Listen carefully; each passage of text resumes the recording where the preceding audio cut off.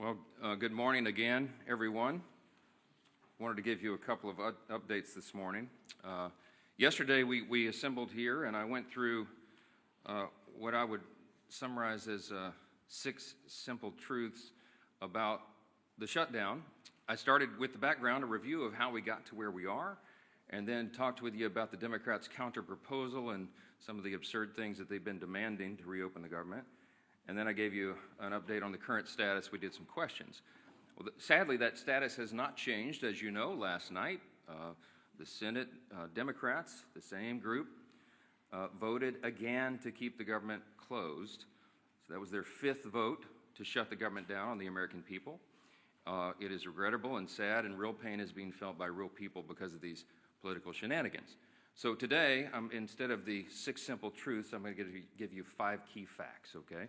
And then we'll do some questions. I'll be more brief today. I do think it is incumbent upon us to mark the tragic anniversary of October 7. And I'll just say just a very brief word about that. There's a lot that could be said. But there are protests right now around the country and around the world against Israel. And it makes no sense. We have to remember what October 7th marks. It was a massacre. You had 1,200 people that were murdered, many of them tortured and raped. I mean, just the most heinous crimes.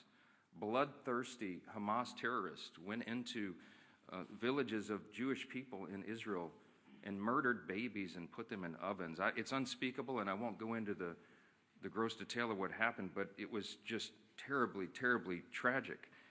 And then, of course, they kidnapped 250 people. It was the darkest day for the Jewish people since the Holocaust.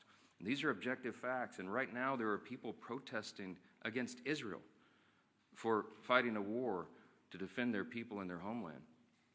And I would just say this very briefly. I was on a radio interview this morning at WABC in New York. One of my friends there is Sid Rosenberg, and he is the host of that program, and he is himself Jewish. And we were talking about this, and we were talking about the good versus evil thing, and he said a lot of Jewish people today are dejected because they see these protests around the globe and against the wrong side. And I just said to Sid, and I'll read it to you. I brought my Bible in here this morning. Let me just say, I said, Sid, I'm always comforted by this passage in the Psalms, the Old Testament, the Christian Old Testament. But this is the Psalm of the Jewish people, the Psalm of David, Psalm 37. And it says, commit your way to the Lord, trust in him, and he will do this. I'll read it to you. Trust in the Lord and do good, dwell in the land and enjoy safe pasture. Delight yourself in the Lord, and he will give you the desires of your heart. Commit your way to the Lord, trust in him, and he will do this. He will make your righteousness shine like the dawn, the justice of your cause like the noonday sun. It says, be still before the Lord and wait patiently for him. Do not fret when men succeed in their ways, when they carry out their wicked schemes. I told my friend Sid on the radio, and he was comforted by it, and I think others will be as well. We're all comforted by this. I know that the God of Abraham, Isaac, and Jacob is fully in control. We'll let that rest there. Let me talk about the shutdown here real quick, and I promised you just 5 fast facts, 5 key facts, okay? I'm going to start with Leader Schumer's record because he is leading the opposition, and he is the one telling the Democrats to keep the government shut down. Chuck Schumer has been in Congress for 44 years. He was first elected to the House in 1981. Just for reference, I was 9 years old. I was in the 3rd grade when Chuck Schumer came here to Congress. Throughout his entire career, he has been very, very consistent about the necessity of keeping the government open until just now. In fact, I want to read to you an excerpt from 7 months ago, his floor speech on March 13th, 2025. This is Senator Chuck Schumer in March of this year. Quote, on the Senate floor, while the CR bill is very bad, the potential for a shutdown has consequences for America that are much, much worse. I believe it is my job to make the best choice for the country to minimize the harms of the American people. Therefore, I will vote to keep the government open and not shut it down, unquote. Now, what was Chuck Schumer talking about? The exact same bill that is on the floor today. That's what he himself said. And he did vote to keep the government open. And then, during an interview with Jake Tapper on CNN following that vote, on March 14th of this year, he said, quote, I'm proud I did it. I know I did the right thing, unquote. That is Chuck Schumer himself. Today's the exact same scenario. It is the exact same vote. It is the exact same spending levels. And he has no reason whatsoever to do anything different, except for the politics. So that's fact number two. Fact number one was Schumer's record. Fact number two is his calculation today. It is purely about politics. He is recognizing the reality of the political winds changing in the state of New York. As I mentioned yesterday, they are likely to elect a Marxist to be the mayor of New York City, and Chuck Schumer is terrified by that. He's been in Congress a long time, and he is not the flavor of the day. He's not far enough left for the Marxist, and he knows he's going to get a challenge from his left flank. So he has to show a fight against President Trump, no matter how ridiculous it is, no matter how distracting it may be to the actual issues of the day. He's got to do that. Democrats have been in the political wilderness since last year's election. I got a couple of numbers for you here. Just over a week ago, Quinnipiac released the latest poll, the lowest favorability rating for the Democrat Party ever recorded. They're at about 30%. 30% favorability. Democrats have hit historic lows in poll after poll since the beginning of this year. Wall Street Journal poll, CNBC poll, the Pew survey, et cetera, et cetera. You've all seen it. Many of you reported on it, or have reported on it, and that is a fact that is inescapable. Third fast fact this morning, the Democrats' record on the CRs. You know about Chuck Schumer's record, but they've all done it. Democrats and Republicans have worked together to pass 13 CRs to keep the government open under the Biden administration in the previous four-year term. Democrats supported every CR close to unanimously in the House and the Senate. In fact, their average is 99%. 99% of the Democrats who are voting no right now voted yes 13 times on the almost exact same, word for word, very simple CRs to keep the government open. But they won't do it now. The fourth fast fact this morning is the actual cost of the Democrats' CR counterproposal. I showed you all the graphics and all the evidence, and it's still there on my website at speaker.gov. You can go and see. The Democrats' counterproposal, what they're demanding to reopen the government and get it working for the American people again, would result in nearly $200 billion being spent on health care services for illegal immigrants and other non-citizens. It's enough to fund the entire children's health insurance program, $200 billion. And that's just part of the $1.5 trillion in new spending that they want to hoist upon the American people for big liberal wish lists in the middle of a very simple 7-week stopgap funding measure to keep the lights on. Fifth fast fact, and I'll take your questions, the cost of the government shutdowns for real people.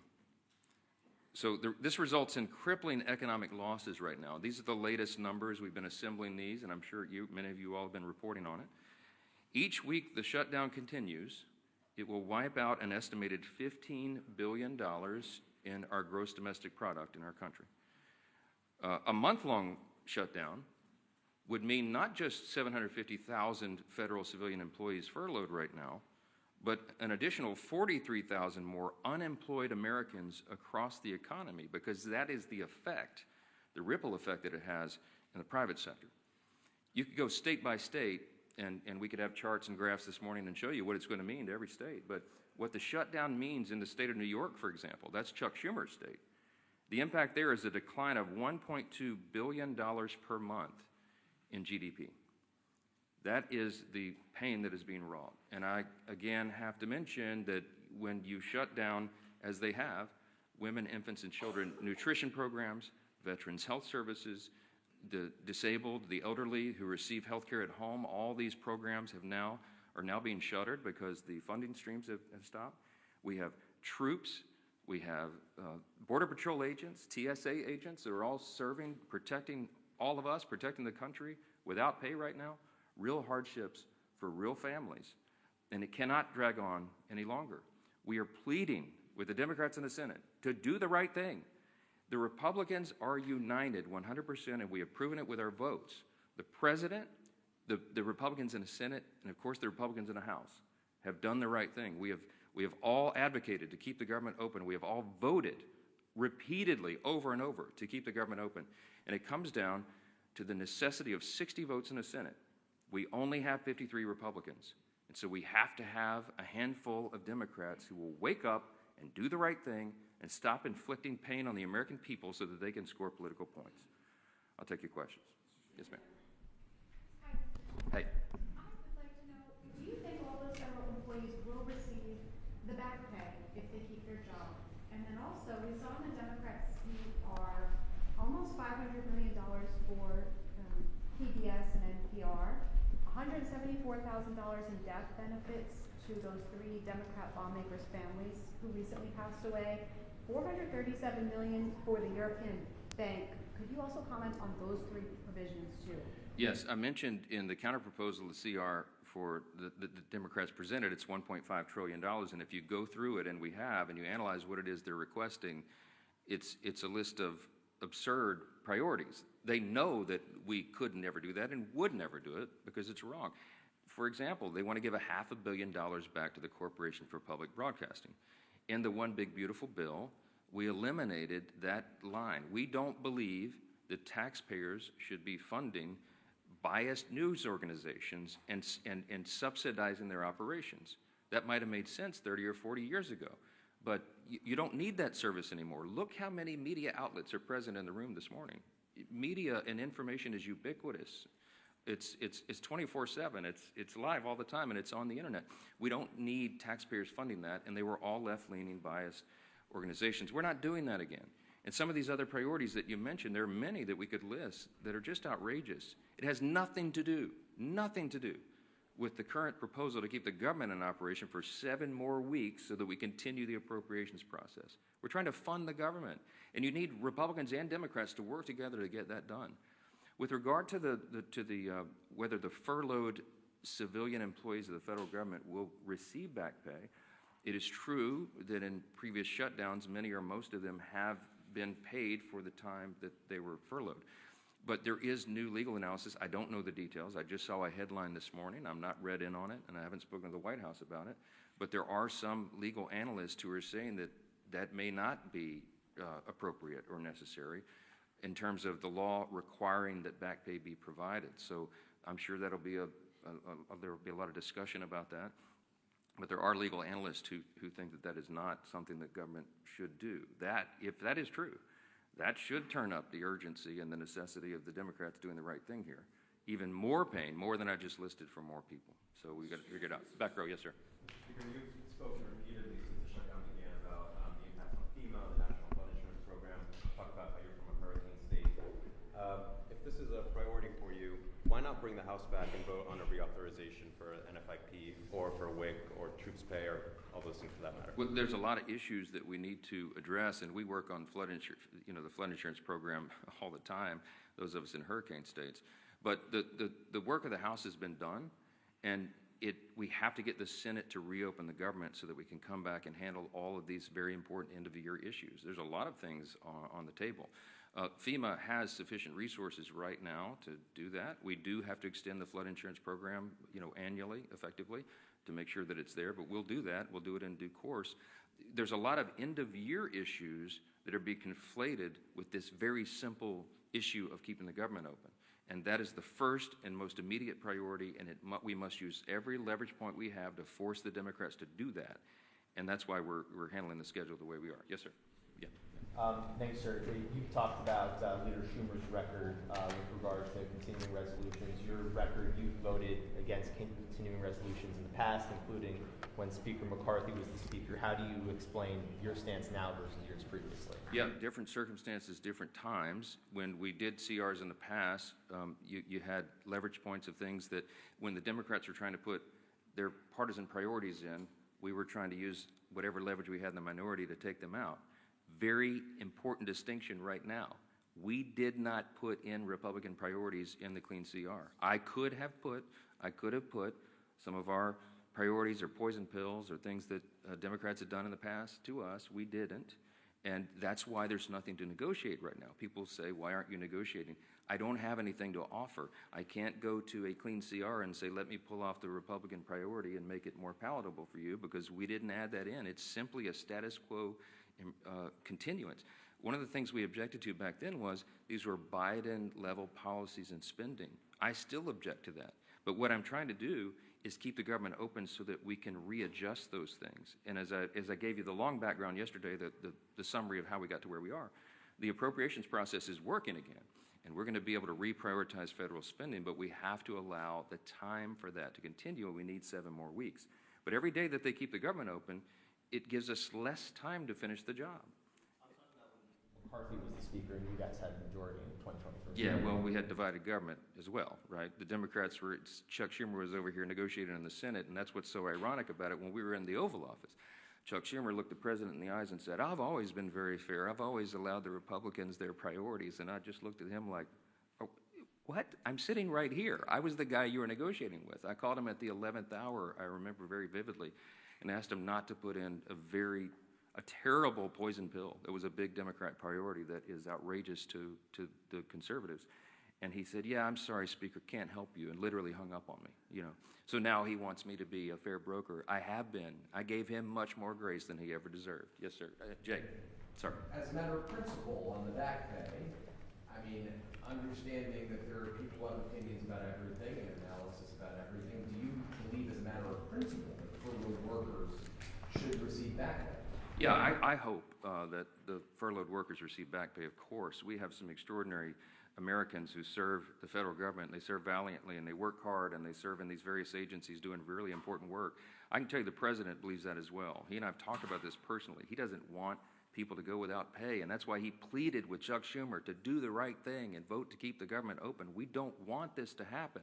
The key point, the important point to remember here is this can stop right now. They'll get another opportunity to change course and open the government. And then we'll have all these policy debates, as we always do. This, again, is a deliberative body. We've got 535 individuals serving here between the Senate and the House. We've got to have the time to do all the deliberation, but you got to have the lights on to do it, and that's the whole point. Yes, sir. Some of your own members have expressed concern about the expiration of the ACA tax credits. Marjorie Taylor Greene has been the latest one. There are concerns that when they expire, premiums for millions of Americans would skyrocket. Why not begin negotiations on that issue right now? Because the government is closed, and as I've mentioned, that's a December 31 issue. There are lots of conversations and deliberations and discussions right now, even bipartisan amongst members, about necessary changes that would have to be made, pretty dramatic changes, to even have that considered on the floor. But look, I'm not going to forecast the outcome of that. The whole point is you keep the government open, and then we have those discussions. We were always planning to have those discussions in the month of October. That's how the process works. And this is a very complicated issue. It's not a simple one. And you have, as I mentioned, there's probably 400 different ideas on the table of how to modify, change, or improve that if it is indeed going to be extended. And there's lots of concern all the way around. But there's no way that if 4 of us can go in a room and just snap our fingers and say, oh, here's the solution, let's get it done. We haven't had time to do that. And so we will, but we have to get the lights back on and get everybody here working again in their committees, through their processes, and on the floor in order to have fruitful conversations about that. So we'll hope that we'll do it. Yes, sir. Congresswoman Greene specifically said that Republicans do not have a plan to deal with health care.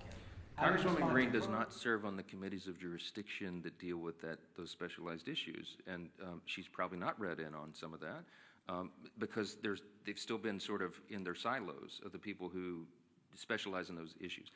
When we get the conference back and when everybody's back together, we'll go through a lot of that. I mean, I've spoken personally to a number of members in the last 3 days, Republicans, from the most conservative member to the more moderate member, with their various ideas on that. There's a lot of work that's been done on that. It's implied as if this has been some sort of ignored issue. It's not that at all. Okay, but everybody's entitled to their opinion. I mean, not everyone knows everything. Congress is a very complex organization, operation, institution with lots of things going on and lots of different areas of committees of jurisdiction. And no one member has read in on everything that happens because that would be an impossible amount of information. Yeah, let me go front row. Yes, sir. President Trump yesterday expressed a willingness to work with Democrats on the health care issue. You say that's not going to happen so long as the government is shut down. Does that change your calculus that the president says that he wants to see some kind of a negotiation or discussion on this, even if the government is shut down? Yeah, I don't know if you saw his truth after that was reported, but he made very clear that yes, he's happy to sit down and talk with Democrats about health care or anything as soon as they reopen the government. And we are 100% consistent and united on that. I spoke to the president at length yesterday about that very thing. And yes, he wants to solve problems. The president is a deal maker. He likes to figure these things out and works towards solutions, and that's why he's a bold, strong leader that America needs right now. I'm excited to work with him on that. I have the exact same opinion and position. But again, none of this can happen until the Democrats stop inflicting pain on the American people and turn the lights back on in Congress and get everybody back to work. I certainly pray and hope that they will do that and they don't drag this on for political purposes. Thank you all so much. Mr. Speaker, when will you swear in Ms. Grijalva?